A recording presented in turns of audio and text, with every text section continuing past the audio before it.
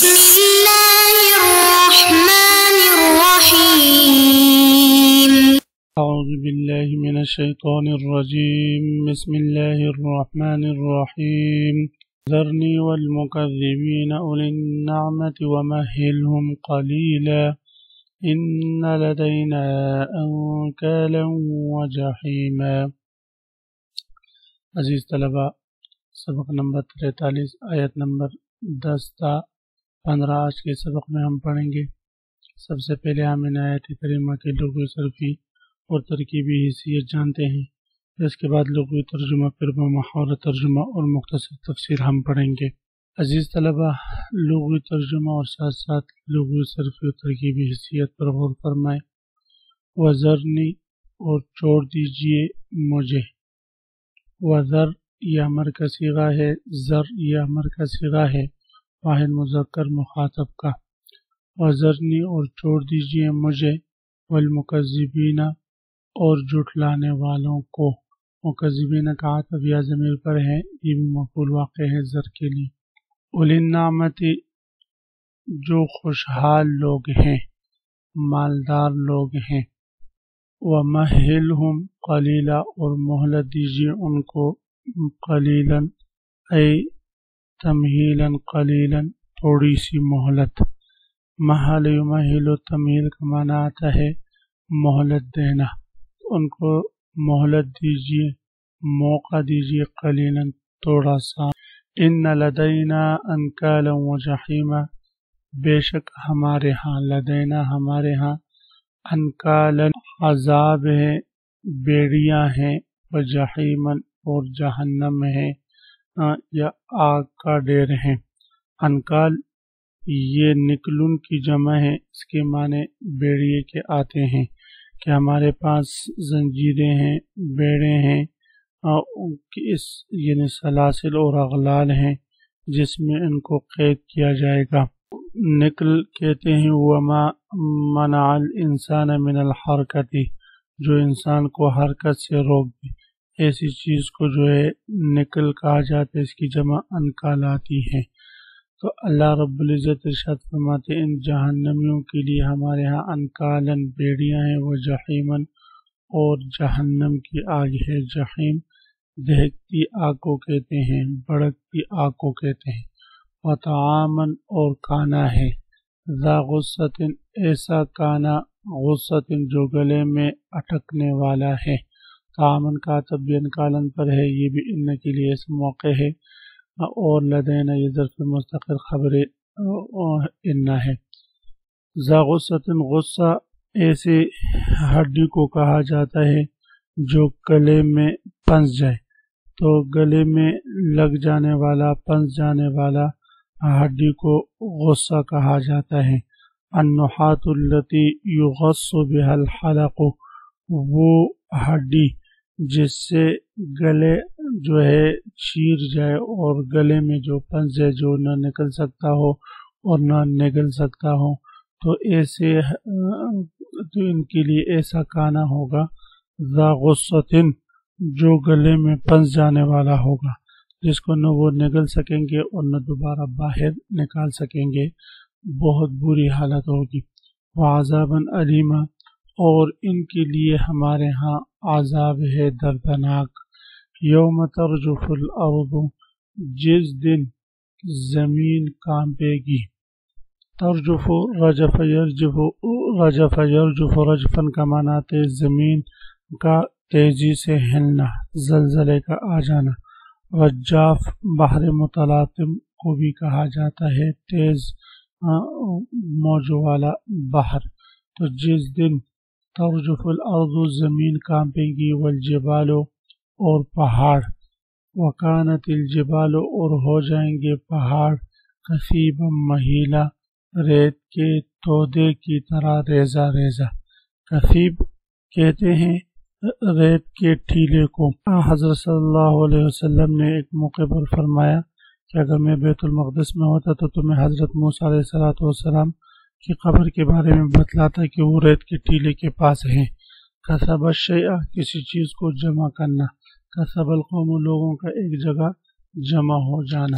تو کثیب کہتے ہیں ریت کے ٹیلے کو وہ ٹیلا جو جہاں بہت سارا ریت جمع ہو، اور مہیل یہ فعیل کے وزن پر ہے اور مفعول کے معنی میں ہے، اصل مادہ حیلن ہے، باب ضربہ سے آتا ہے بمعنی ریگ رواں، ریگ سیاح، یہ اصل میں محیول تھا، حیلن اور حیالن جڑ کر گرنے والی مٹی اور ریت کو کہتے ہیں، اڑنے والی ریت جو ایک جگہ پر ٹھہر نہ سکے، تو یہ پہاڑ اس قیامت والے دن کثیب مہیلا ریت کے تودے کی طرح ہوں گے، ریزہ ریزہ جو پھسلتے رہیں اور ختم ہوتے رہیں۔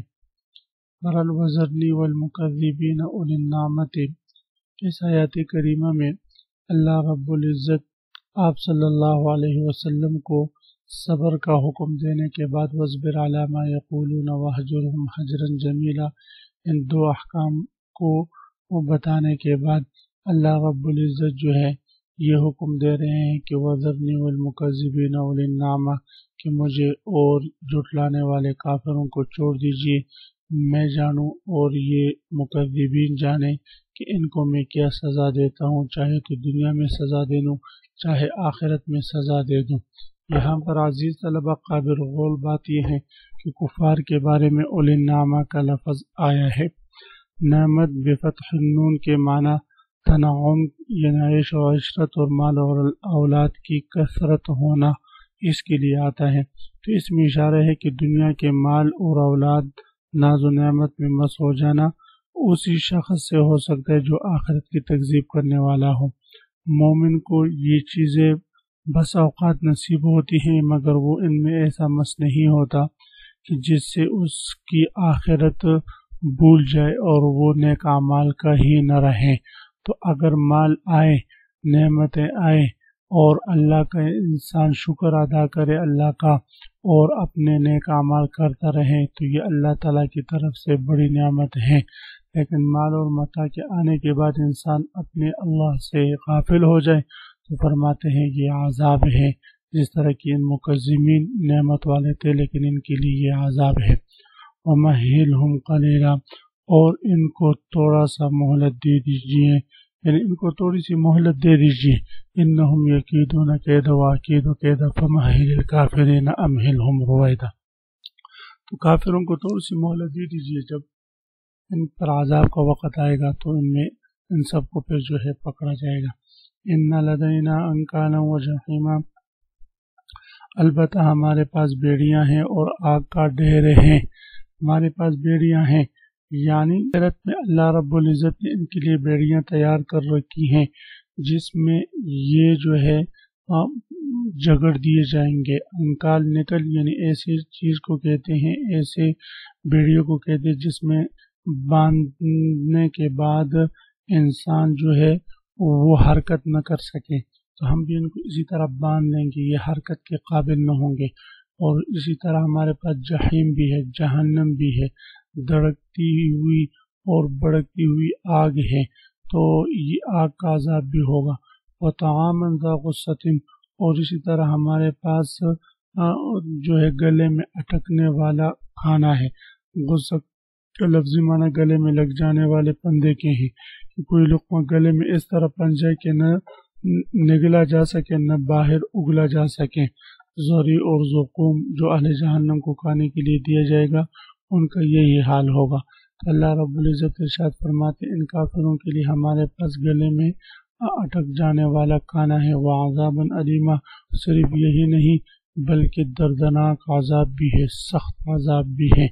اب اللہ رب العزت نے مکذبین کے لیے عذاب اور نمونے عذاب ذکر فرما کر قیامت کی ہولناکی کی طرف اشارہ فرماتے کہ یہ قیامت ایسا دن ہے ترجف الارض، جس دن زمین کھانپے گی، رجف یرجف کا معنی کھانپنا، جس دن زمین کھانپے گی اور زمین پر زلزلہ طاری ہو جائے گا، والجبال، اور پہاڑ بھی کانپیں گے، پہاڑوں پر بھی جو ہے زلزلہ طاری ہو جائے گا۔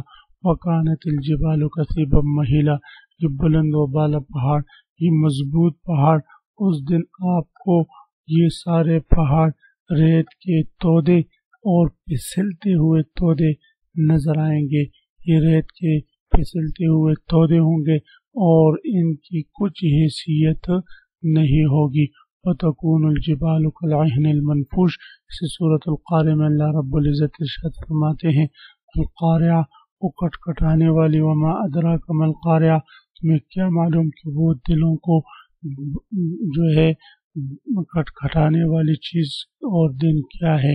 یوم تکون الجبال کالعہن المنفوش، جس دن پہاڑ اڑتی ہوئی روئی کی طرح ہو جائیں گے، یعنی ہلکے پھلکے ہو جائیں گے، اڑ رہے ہوں گے، ان کی کوئی حیثیت، کوئی روب، کوئی مضبوطی باقی نہیں رہے گی. تو ایسا سخت اور مضبوط دن ہے. بس اللہ رب العزت اسی دن کی تیاری کے لیے ہم سب کو توفیق نصیب فرمائے. اللہ رب العزت ہمیں نیک اعمال کثرت سے کرنے کی توفیق نصیب فرمائے. وآخر دعوانا ان الحمد للہ رب العالمین.